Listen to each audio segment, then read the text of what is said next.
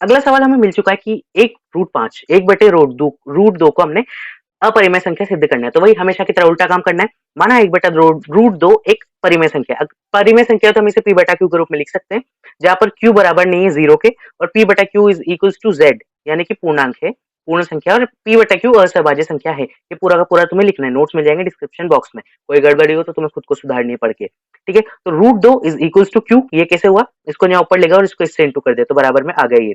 ठीक है, अभी हमने इनका वर्ग कर दिया, वर्ग करने वर्ग करने पर 2p square is equals to q square, p square is equals to q square बटे 2, ये हमारी होगी समीकरण 1। अब क्योंकि q स्क्वायर में हम 2 का भाग दे पा रहे हैं, क्योंकि q स्क्वायर 2 से भाज्य है, तो q भी 2 से भाज्य होगा, तो q बटे 2 इज इक्वल्स टू, हमने कोई धनात्मक पूर्णांक मान लिया k। ठीक है, तो q का हमें इससे मान मिल गया 2k।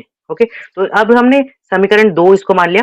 ठीक है, समीकरण 2 का मान समीकरण 1 में रखने पर p स्क्वायर यानी कि ये बराबर 2k स्क्वायर, 2k स्क्वायर कैसे हुआ? 2k, ये इसका हमने होल स्क्वायर कर दिया,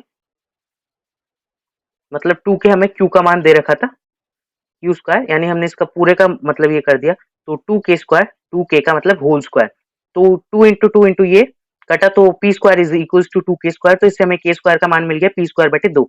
p स्क्वायर बट 2 से भाज्य है, तो p भी 2 से भाज्य होगा, जैसे यहाँ पर q स्क्वायर 2 से भाज्य था, इस वजह से q भी 2 से भाज्य था, इस वजह से p स्क्वायर यहाँ पर 2 से भाज्य है, तो p भी 2 से भाज्य होगा। अब ऐसा हो नहीं सकता क्योंकि हमने प्रारंभ में p बटा q एक असहभाज्य संख्या ली थी, जिसमें ऊपर से नीचे, ऊपर की संख्या में नीचे की संख्या का भाग नहीं जा सकता। I'm सॉरी, ये गलत है क्योंकि हमने प्रारंभ में p बटा q, p तथा q असहभाज्य संख्या ली थी। यह विरोधाभास हमें इसलिए प्राप्त हुआ क्योंकि हमने प्रारंभ में गलत परिकल्पना की थी कि 3 प्लस नहीं, कि 1 बटा रूट 2 एक परिमेय संख्या है। तो अगला सवाल, 7 रूट 5 को हमें अपरिमेय संख्या सिद्ध करना है। वही उल्टा काम, सबसे पहले माना 7 प्लस रूट मतलब 7 इंटू रूट 5 एक परिमेय संख्या है। 7 रूट 5 एक परिमेय संख्या, तो हम इसे p बटा q के रूप में लिख सकते हैं, जहां पर p बटा q पूर्णांक है तथा p बटा q असहभाज्य संख्या है।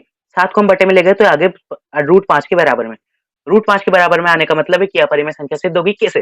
रूट 5 को हमने पहले ही इस सवाल के पहले, मतलब जो हमारा पहला सवाल था 1.3 का, उसमें हमने सिद्ध किया था कि रूट 5 एक अपरिमेय संख्या है, अतः अंडर रूट 7 प्लस मतलब 7 इंटू रूट 5 भी एक अपरिमेय संख्या है, क्योंकि ये अंडर रूट 5 के बराबर में आ जाती है।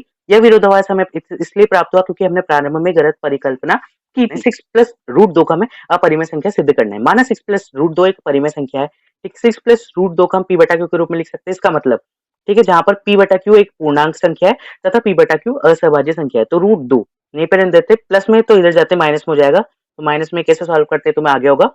ठीक है, यहाँ p बटा q असहभाज्य संख्या 2 के बराबर में आ चुका है, अतः p माइनस 6q बटे 2 मतलब बटे में q, ये भी अपरिमेय संख्या है। यह विरोधाभास हमें इसलिए प्राप्त हुआ क्योंकि हमने प्रारंभ में गलत परिकल्पना की थी। ये सवाल कुछ ज्यादा जल्दी सॉल्व हो गया, मुझे लगा नहीं था, लेकिन